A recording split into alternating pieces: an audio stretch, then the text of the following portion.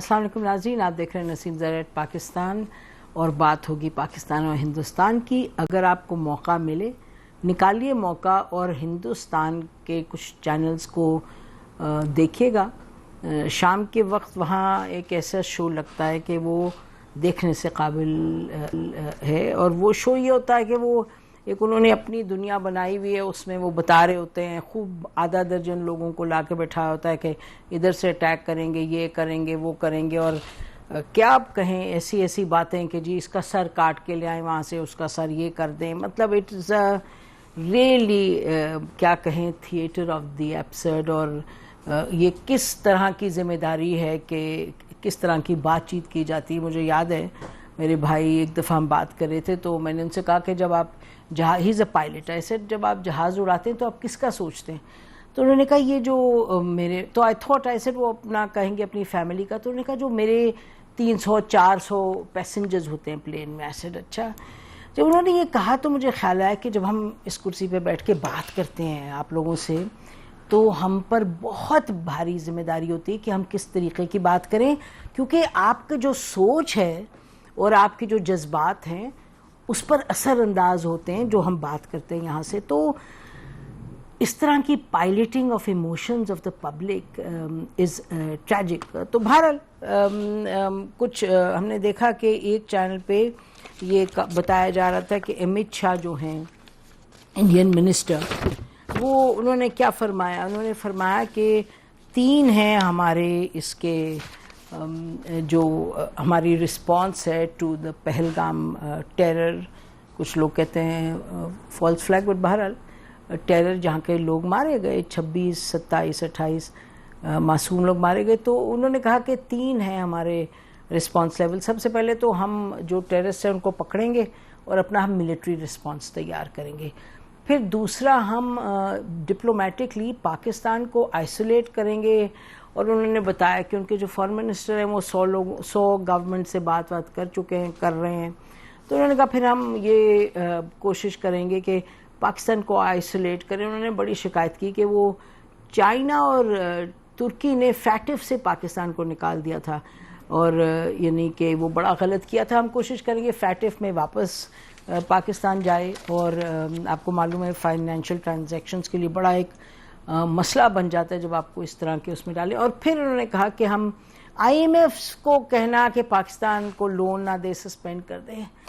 अभी ये बड़ी लफ्ज़ बुरा नहीं इस्तेमाल हुआ, लेकिन बड़ी बच्चेगाना, टू बी वेरी जनरस बातें हैं, और वो बातों को इस तरह फैलाते हैं। बट इंडिया का एक ये वतीरा तो रहा है कि जो बात हम कहेंगे वो कानून बन जाएगी। तो बहरहाल, और फिर उनका तीसरा ये, हम पाकिस्तान को economically we will bring Pakistan to its knees.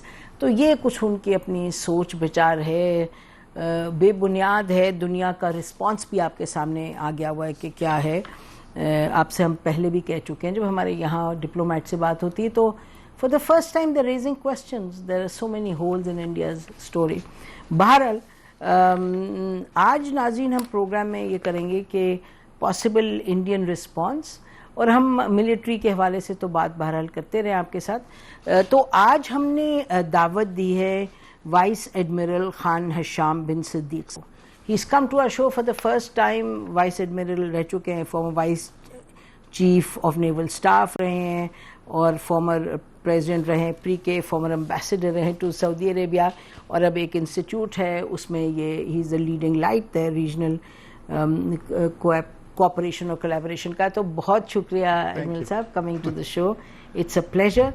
तो नाज़रीन, इस हवाले से हमने आज दावत दी एडमिरल साहब को कि ये पिछले कोई 5-6 रोज़ में ये बताया जा रहा था कि इंडियन जो नेवल हैं उनका fleet, it is coming to about 90 nautical miles short of Pakistan, और कहा जा रहा था कि वहाँ वो अपनी एक्सरसाइज करें। और पाकिस्तान को उन्होंने कह दिया अच्छा भाई अपना ख्याल करो, अब don't come in the area where we doing the exercise. Pakistan ने अपनी मिसाइल फायरिंग कर रहे थे, उन्होंने कहा आप भी मत आइएगा, फिर आपका ही you will be responsible for the consequences.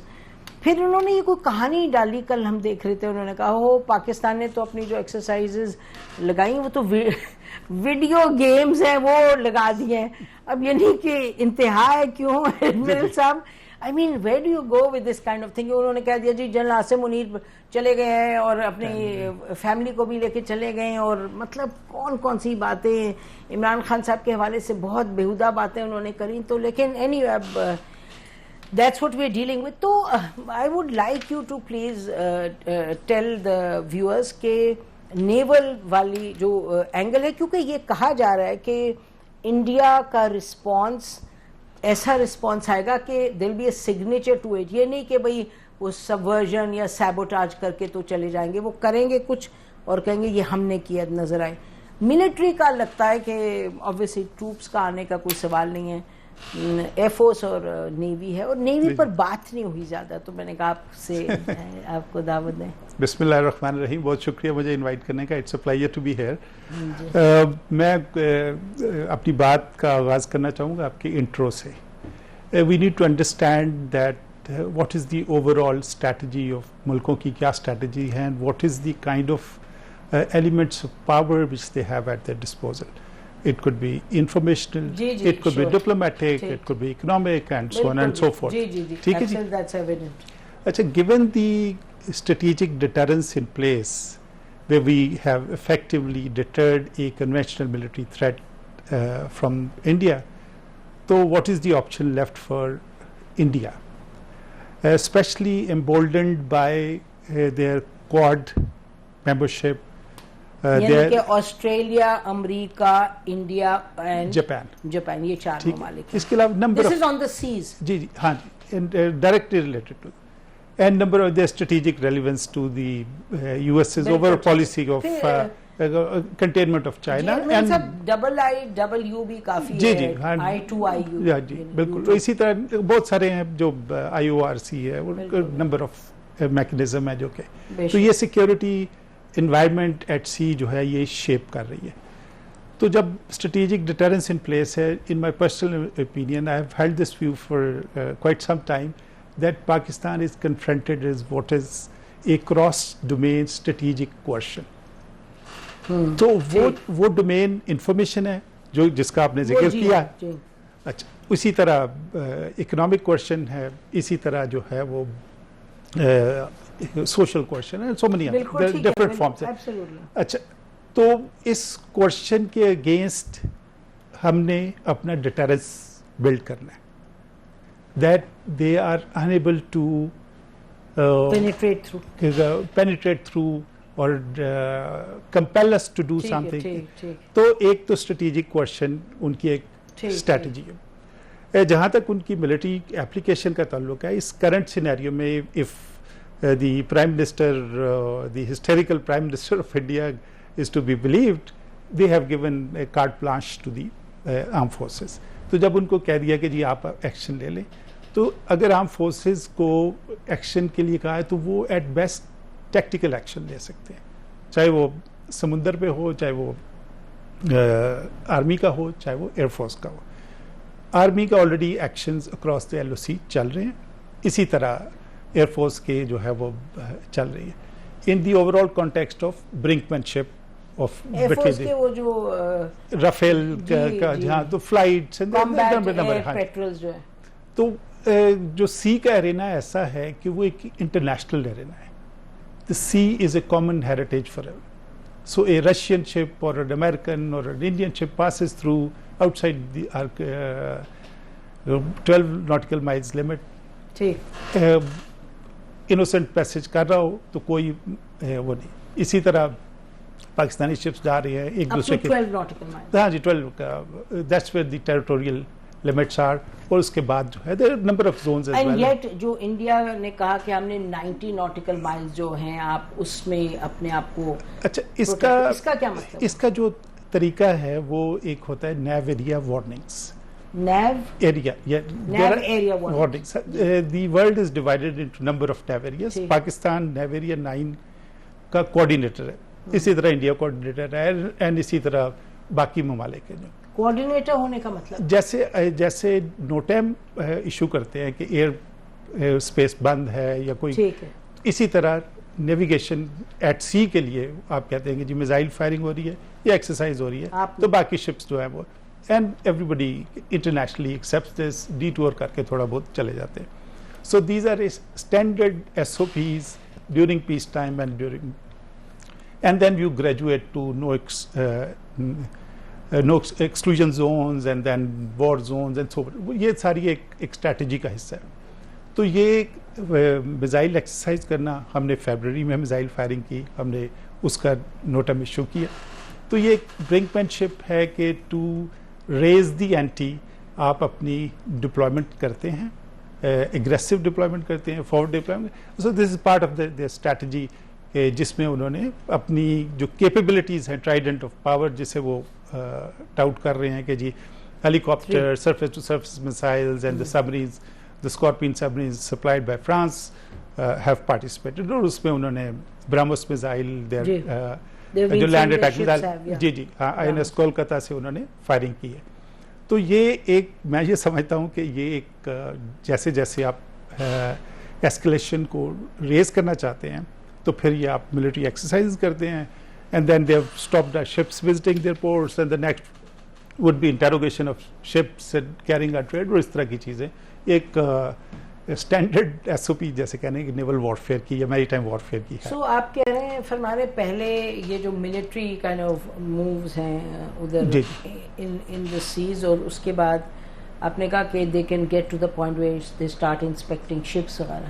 ठीक, जैसे मैंने कहा ना कि जो क्लासिकल नेवल वॉरफेयर है, हाँ एस्केलेटरी लेडर है, उसमें क्वेश्चन है, ब्लॉकेड है एंड देन एक्टिव फाइटिंग है, डिनाइल ऑफ एरियाज, इस तरह की टर्मिनोलॉजी जो शायद नाजरीन जो है जस्ट ब्रीफली मैं बता रहा हूँ. तो आ रही कि फ्रॉम कोएर्जन टू एक्टिव फाइटिंग तक ब्लॉकेज वगैरह. तो वेयर आर वी नाउ? देखिए मेरा ख्याल है नाजरीन जो सुनना चाहेंगे आपसे वो ये कि इस वक्त जब इंडिया बार बार कह रहा है कि जी हम नेवल का जो हमारी पूरी तैयारी है और वहाँ हम आके कर सकते हैं blockade, this has not happened before. I think 71 में कोई बात हुई थी ईस्ट पाकिस्तान में कुछ ब्लॉकेड उन्होंने इम्पोज किया. जी जी. देखें, have we come across a blockade in the last 40 years? Not necessarily. 71 में eastern wing was blockaded, and similarly Pakistan Navy alhamdulillah has the capability to contest coercion pound for pound. As they escalate, we have the ability कि हम उनकी counter question कर सकें या अपनी question को prevent कर सकें. दोनों डिफेंसिव और ऑफेंसिव कैपेबिलिटी मौजूद है. इसी तरह ब्लॉकेड के लिए in the best of the times Iraq को टोटल ब्लॉकेड नहीं किया जा सका था. Blockade means that forward presence means carrying the risk of being attacked, and you have to be physically present to impose a blockade of something. जो दूसरा जो है कि हमें हमारे इंटरेस्ट क्या है विद रिस्पेक्ट टू सी. अगर मैं इस पर ज़रा थोड़ा सा एक्सप्लेन आप हमें और कर दीजिएगा. तो आपने कहा कि Pakistan has the capacity, the capability and the intent to go for pound to pound अगर ज़रूरत पड़े. तो वो तो एक रिस्पॉन्स मोड है. मुझे बताइए प्रोएक्टिव प्रीएम्प्टिव मोड में हम क्या कर रहे हैं? क्योंकि जो मैं आपको पूछ यूँ नहीं हूँ, क्योंकि हम जब मिलिट्री का सोच रहे हैं ना इस वक्त, मुझे लगता है पूरी कौम को जब ये मिलिट्री की, तो it's so clear in everybody's head, air force particularly के the Indians can't do much because of what we have seen in 2019. So उसके हवाले से थोड़ा सा हमें एफर्ट इधर बताइए नेवी का, बिकॉज के are we also in preemptive kind of mode? Can we say to the Indians के देखिए हमारे ओवरऑल इंटरेस्ट क्या है? The number one interest is that the coast of Pakistan which is about 1000 kilometre long is defended from any aggression from the sea. That's our first interest. Second, it is the most understated coast in the world, and I think really we take great exception. And this is one of the most important areas of the world for trading purposes. For trade purposes and proximity to the all important Gulf. The second interest is that all our economic activities are particularly our sea trade. 95% of Pakistan's sea trade is carried by sea. So we want trade is carried by sea. By sea, in terms of fuel and other lubricants and so many others. These are the two core interests. The third core interest is that if there is any aggression at sea, we should be able to counter that threat and be able to inflict the damage, equitable damage to the country. So Pakistan has proactively deployed the forces, must have deployed the forces, as I understand. जिस तरह बाकी forces readiness पे हैं, इसी तरह हमने complete forward deployment हो चुकी होगी, so that you are able to respond across the entire area of operation. So number one requirement is maritime domain. So there is forward deployment. There is. India should know there is forward deployment, and so they can't any move, whether it is subsurface or surface, ये पिछली मरतबा भी आपको याद होगा कि उनकी submarine detect हो गई थी. It was at the mercy of Pakistan aircraft, and we could have taken action. तो हमें सबसे पहले, this was in the last 2019 वाले में, उससे पहले.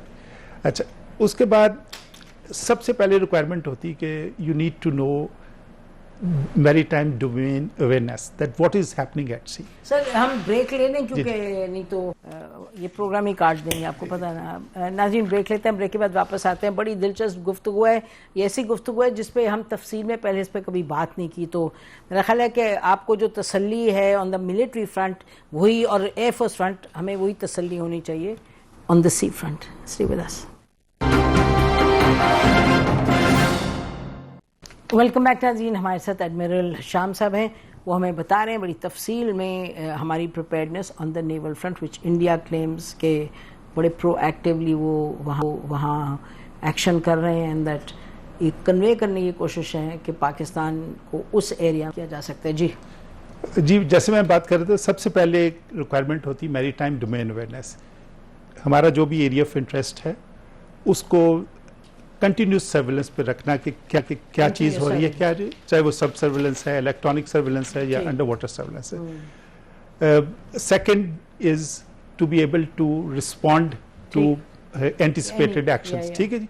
तो ये सारी फॉरवर्ड डिप्लॉयमेंट अभी तक आई एम श्योर कि कंप्लीट हो गई होंगी, और ये कंप्लीट सी picture available. Given the current leadership of the Navy. And the Chief of Naval Staff was out at sea with the troops 3-4 days back.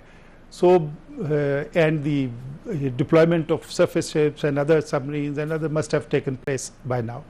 So ये इंडिया का ये कहना है कि हम ये कर देंगे, वो कर देंगे, ये उसी तरह गीदड़ भभकी है जैसे बाकी एरिया में. हमारा चूँकि strategically we are not the aggressor, we don't want to initiate a war. So इसलिए हमें पर फोर्स रिएक्शन में रहना चाहिए, लेकिन preparation for a smaller force you have to be tactically offensive to be able to succeed, to actually defend. जी बिल्कुल. So last question, Admiral Sahab, ke obviously, since as you said, our coastline is one that the world benefits from, you know, या इतनी ज़्यादा movement है of trade etc. तो is the world concerned? Have you got any signals? Is there any, you know, our friends and foes alike, because India को छोड़ के, क्योंकि जाहिर है there is movement of ships etc. Ji, absolutely. There has been no disruption of international shipping so far. जी. ना पाकिस्तान की, ना किसी और international. There it is in the interest of the world कि ये जो sea trade है ये free flow करता है, because the entire economic well-being of the world, and particularly China and Japan, are contingent upon free flow of trade in the Indian Ocean. So there are international players who have stakes in this region. So अभी तक सूरत हाल बिल्कुल normal है. अभी आपने शायद अखबार में पढ़ा होगा कि एक टर्किश नेवी का ship is visiting Pakistan at this moment as we speak. So मैं ये समझता हूँ कि ये जो इंडिया की तरफ से एक जो इंफॉर्मेशन कैंपेन लॉन्च किया गया है, एक वॉर हिस्टेरिया और एक हिस्टेरिकल ओवरचर्स या पोस्चर आप देख रहे हैं from the media and from their academia and from their experts, is a part of overall strategy. जैसे बच्चों को कहानी नहीं सुनाती थी नानियाँ, वो तो अच्छी कहानियाँ होती थी, रात को सोने से पहले ये हो रहा है, बादशाह आया और ये हुआ मलिका, तो ये इस तरह की कहानियाँ सुनाते हैं बड़ी हवलक करके। जी बिल्कुल, लेकिन हमें we are prepared for an irresponsible Indian leadership. So you have to prepare for the worst. And I'm sure all the armed forces, particularly Army, Air Force, Navy, all three have आपने देखा होगा कि recently Chairman Joint Chiefs of Staff Committee ने एक meeting भी share की, तो ये एक the Navy fits in well into the overall military strategy. Naturally. But I think your best line is कि Pakistan is prepared for the irresponsible Indian relationship, बहुत irresponsible है। देखिए वो इंटरनेशनल वो इंडस वाटर ट्रीटी के साथ क्या कर रहे हैं, तो which means then कि अगर on the diplomatic front हमारे political front diplomats वगैरह से एक कोऑर्डिनेशन वगैरह है और बातचीत है ग्लोबल लेवल पे, आई एम श्योर उसी तरह से नेवल जो टॉप कमांड है उनकी भी अपने काउंटर पार्ट से हो रही होगी बात। जी बिल्कुल, बिकॉज हम तो नेवल एक्सरसाइजेज भी करते हैं, सब करते हैं। हाँ, अब एज रिसेंट एज इन फरवरी अमन में आपने देखा कि सारे, और हमें यानी कि in the new form of warfare या 5th जनरेशन कह लें या हाइब्रिड कह लें, उसके लिए हमें मिलिट्री के साथ साथ जो बाकी डोमेन्स हैं, चाहे वो साइबर है, उस पर तैयारी करनी चाहिए। they can block etc. जी बड़ी बदमाशी करते हैं Indians when they get to this, otherwise हम तो कहते हैं दोस्ती करो, साथ रहो, बट एनीवे चलिए, बहुत अच्छा लगा आप शो में आए और आपने पूरा तफसील में बयान किया। Thank you so much.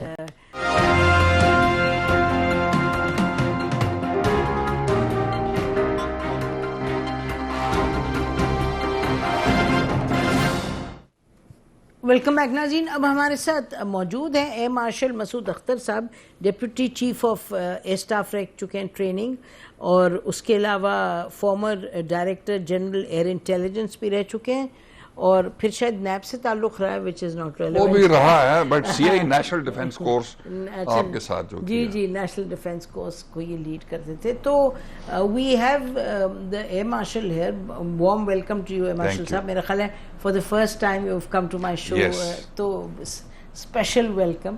और हमने ये दावत इनको दी ताकि जैसे हमने पहले आपसे कहा कि आप लोगों को ये पता चल जाए, मिलिट्री की तो बात होती रहती है, बट नेवी और एयरफोर्स के हवाले से प्रिपेयर्डनेस क्या। हालांकि ऑब्वियसली 2019 के बाद, बालाकोट के बाद, अल्हम्दुलिल्लाह the navy, the air force has shown कि it's one of the best in the world. और आपको ये बताएं कि in 65 I was a 6 year old, और मुझे आज तक डॉग फाइट्स याद है, मुझे आज तक याद है कि सब देखते थे तो एयरफोर्स की तरफ देखते थे, तो अल्हम्दुलिल्लाह it's retained, it's cutting edge. तो एयर मार्शल साहब, बात हम ये करना चाह रहे थे कि हम देख रहे हैं कि इंडिया से ये कहा जा रहा है कि चाहे राफेल हैं, चाहे सुखोई है, उनके जो जेट्स हैं, दे आर फ्लाइंग, वो कह रहे हैं जी यूपी में फ्लाई वो कर रहे हैं, एक्सरसाइजेस कर रहे हैं, plus they are also saying कि वी आर अपनी प्रिपेयर्डनेस के लिए we are landing on expressways, we are trying to basically saying to Pakistan कि it's going to be a tough one for you. और ये भी कहा जाता है कि मिलिट्री इंकर्जन यानी कि सोल्जर्स ऑन फुट तो एवरीबडी इज रूलिंग आउट, तो it's going to be air और नेवी। तो एयर पर जरा बताइए हमारी क्या प्रिपेयर्डनेस है इस हवाले से। हमारी प्रिपेयर्डनेस अल्हम्दुलिल्लाह बहुत ज्यादा है। Air marshal, air chief marshal Sidhu, he has got weak areas, extension and so on and so forth, लेकिन उन्होंने cutting edge niche technology, we know कि हम उनसे मुकाबला नहीं कर सकते नंबर्स में। 45 उनकी सैंक्शन स्ट्रेंथ है, 32 फाइटर स्क्वाड्रन्स उनके पास हैं, हमारी 18-19 हैं, यही सैंक्शन है, यही हैं इस वक्त। बट फॉर्चुनेट फॉर अस कि हमने जो J-10C है, फॉर एग्जांपल मोदी ने जब स्विफ्ट रिटॉर्ट बालाकोट के बाद कहा था अगर रफाल होता हमारे पास तो अभी नंदन ना गिरता, सुखोई 30 जो हमने एलिजिडली क्लेम किया वो ना होता, और हमारा Mi-17 भी ना गिरता। उन्होंने ले लिए, और and I will tell you, explain to you later on कि उन्होंने रफाल क्यों लिए इतनी जल्दी में, because they had not taken care of their air force. When you said jaldi mein, when did they take these Rafales? Rafales उन्होंने जल्दी में, चलिए मैं बता देता हूँ, because later on also we will discuss this. Tejas जो हैं या LCA, this aeroplane was supposed to replace 5 aeroplanes, MiG-21, 23, 27, 29 and Jaguar, and possibly long time Mirage 2000 also. For them. For them. Fortunately for us, कि उन्होंने कहा कि जी हम indigenous सब कुछ बनाएंगे। कुछ कॉपी हमें भी करते हैं ना। अच्छा, JF-17 हमने फॉर्चुनेटली कहा आधा हम बनाएंगे, आधा चीन बनाएगा। आज 58% ऑफ फ्यूजलाज हम खुद बनाते हैं। JF-17 एवियोनिक्स ब्लॉक 1 ब्लॉक 2 के 100% हम खुद बनाते हैं। Assistance of course Chinese. Engine MiG-29 का है उसमें। सो ब्लॉक 3 वाले में और अच्छा हो गया। तो पिछले दिनों air chief martial AP Singh ने सख्त शिकायत की गवर्नमेंट से और HAL हिंदुस्तान एरोनॉटिक्स के साथ। उन्होंने कहा कि अल्लाह के बंदो 40 आपने तेजा मुझे देने थे बाय जनवरी, आपने नहीं दिए। और JF-17 जो 10 साल बाद शुरू किया था हमने, आज 6-7 स्क्वाड्रन्स हैं, जिसमें से 3 ब्लॉक 3 हैं और ब्लॉक 3 इज वेरी गुड।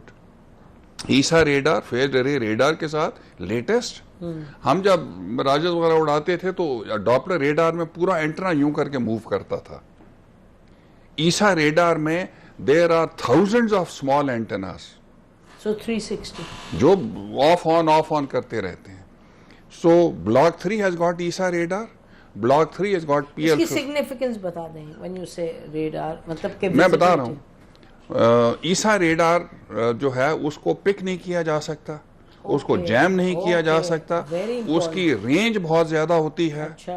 और जो है J-10 उसकी नोज बड़ी है, मीनिंग देयर बाय डायमीटर बड़ा है। सो उसका रेडार बड़ा है, दूर देख सकता है कंपेयर विद रफाल। दोनों में PL-15 है।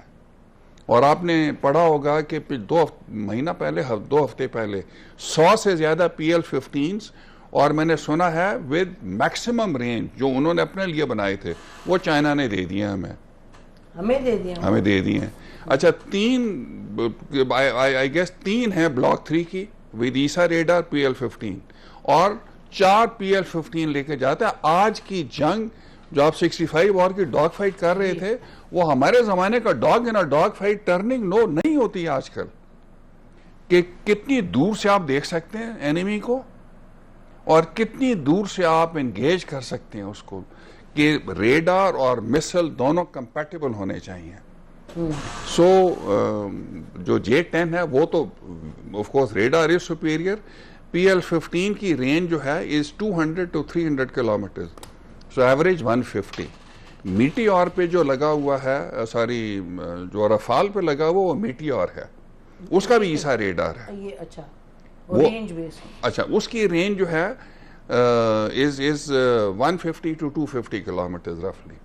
सो उसकी रेंज कम है। और हमने जो मिसाइल दागा है कल या परसों, इसके 450, वो अब्दाली जो है वो तो सरफेस टू सरफेस है। वो तो एक और मैसेज को रीअफर्म कर रहा है कि surface to surface missiles, don't make that mistake. मैंने कुछ और जगह पे कहा because there was a news, you know, after we had done our bit on swift retort, तो because Mujahid Anwar was very cool and very shrewd, उसने कहा मेरा रिस्पॉन्स डैमेज करने वाला नहीं होगा, मेरा रिस्पॉन्स कंपैटिबल होगा, नपातुला होगा, ग्रेजुएटेड होगा, प्रोपोर्शनेट होगा। उसने कहा मैं उतना ही डैमेज करूंगा ताकि आपको चैलेंज ना हो कि आप दोबारा हवा में मुझ पे अटैक करो, जो मैं कर लूंगा बीट, लेकिन escalation later then goes out of. अच्छा, so today you know where we are standing, I've seen several Indian shows and basically वो जो अपनी theory उझाड़ते हैं, वो कहते हैं जी हमारी प्लानिंग ये है। I mean it's all up in the air, who knows। 10 लोग बैठ जाते हैं बातें करते कहते हैं our planning is कि we will go in and hit Pakistan and then Pakistan will hit back and then we will have massive retaliation। हमारी justification भी होगी। ये भी पाकिस्तान इतनी तो नहीं सिंप्लिसिटी के ऐसे हिट करेंगे वो वापस हिट कर दें। JD वैंस ने बड़ा एलूड कर दिया है कि don't open a regional war, meaning thereby, याद रखिए कि 65 वॉर आपने देखी वो 17 दिन की थी, 71 वॉर वंस अगेन को 20 दिन की थी, long war by our standards. Today, India will not, it's my very humble assessment, will not be allowed to do a 10 days war. उन्होंने 4 दफा कोशिश की है, Bombay, parliament, Kaluchak and one more, जब ब्रास टैक्स वाला हुआ था, and America said you will not attack. और उन्होंने इसी वजह से कोल्ड स्टार्ट डॉक्ट्रिन लेके आए. वो हर वसाला अमेरिका को पता चल जाता तो हम जहां बेसिस है वहीं से स्टार्ट कर देंगे वॉर, हम बिल्ड अप नहीं करेंगे. वो भी फेल हो गया तो उन्होंने कहा अच्छा सर्जिकल स्ट्राइक कर लेते हैं. That also did not work. Indian media ने बताया कि सर्जिकल, फिर उन्होंने अटेम्प्ट किया एयर में, वो Mujahid Anwar beat them up. So the net result today, I think their job is very.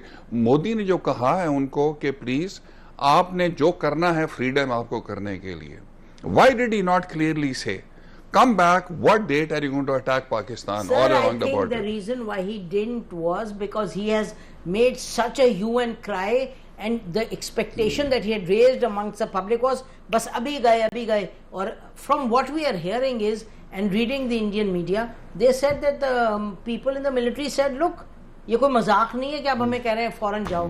This is what we've picked up, and hence उन्होंने he's handed it over to the military saying कि मेरे से जिम्मेदारी चली गई. देखिए 4 दफा अगर अमेरिका ने स्पेशली उनको अटैक नहीं करने दिया पाकिस्तान, और and I will tell you because that's no secret now, Kargil के आखिरी दिन हमें पता चला that they are going to, आपकी बुक मैंने बहुत पढ़ी पिछले दिनों जो कारगिल पे लिखी है आपने, but one portion I will only allude to. On the last day we found India says army will dig in and air force will pound north to south. Already they were pounding inside. Okay. So Bill Clinton ने, शायद आपने अपनी किताब में लिखा है, when Nawaz Sharif said कि no connect Kashmir को साथ नहीं करो, Bill Clinton said be ready for a full-fledged war. He tended to blackmail him कि we will not stop India. वो तो और बात है सर, वो एक और है हमारे अपने क्या. But इंडिया को all out war नहीं किसी ने करने देनी. That is what I am trying to paint the scenario. हाँ, कह रहे हैं वो restricted रहेगा उसमें, but आप अभी फरमा रहे हैं कि where we stand right now in terms of the Air Force's response, we are more than ready to tackle whatever games they are doing. Anyway, we are I think we are doing, हमारे कभी कभी cabinet के ministers की जो बातें हैं वो बड़ी अजब हैं, वो बड़ी समझ बूझ के करनी चाहिए, बहुत नहीं, और लफ्जों को चुन के करें जी हम ये करते रहें वो करते रहें, ये नहीं जरूरत है. And I think it's good that if we are keeping a lot of what we are planning under wraps, इतना बोलने की भी जरूरत नहीं, जब वक्त आएगा तो मैनेज कर लेंगे. बहुत बहुत शुक्रिया प्रोग्राम में आने का हमारे. सर नाज़रीन, इसी पर आज का प्रोग्राम खत्म करते हैं. खुदा हाफिज. पाकिस्तान जिंदाबाद.